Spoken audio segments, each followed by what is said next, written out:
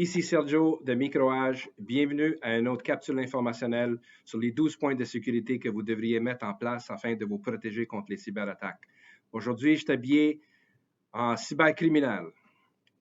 Pourquoi? Parce qu'on va parler du Dark Web. C'est quoi le Dark Web? En fait, c'est une communauté de hackers, une communauté numérique de sites cachés qu'on ne peut pas vraiment voir traditionnellement avec les filters qu'on utilise durant le jour. Fait que ce qu'on voit dans le dark web, c'est vraiment une bonne 50% des sites qui sont utilisés à des buts vraiment pour des fins criminelles.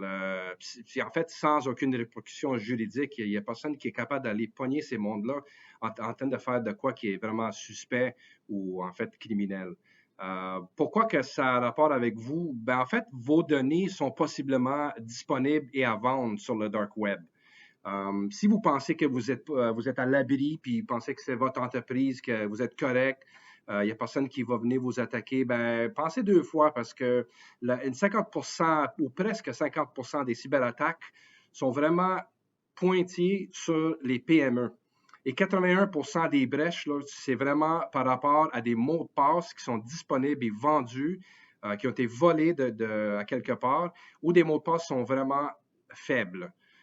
Fait que ça peut être votre environnement qui a été possiblement victime d'une brèche.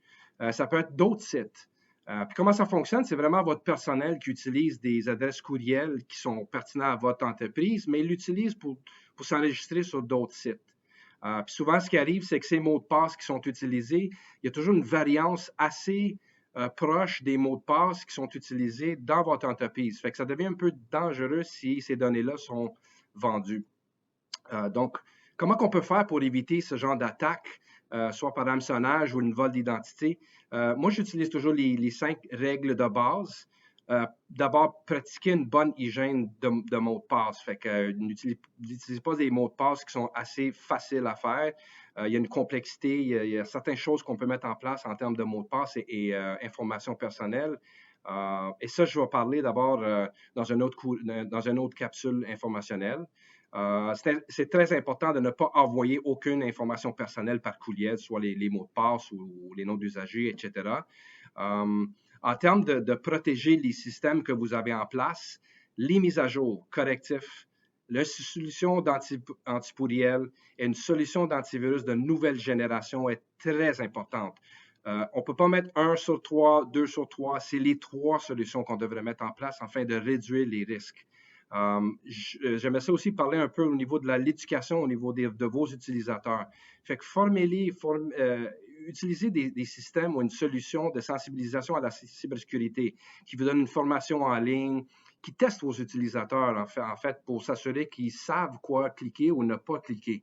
Et évidemment, si vous mettez un service de surveillance dark web en place, qui est quelques dollars par mois, ben, au moins, il y a une surveillance qui se fait régulièrement avec des rapports et avec des alertes qui, au moins, ça vous permet d'être un petit peu plus proactif et de vraiment diminuer le niveau de risque de votre entreprise.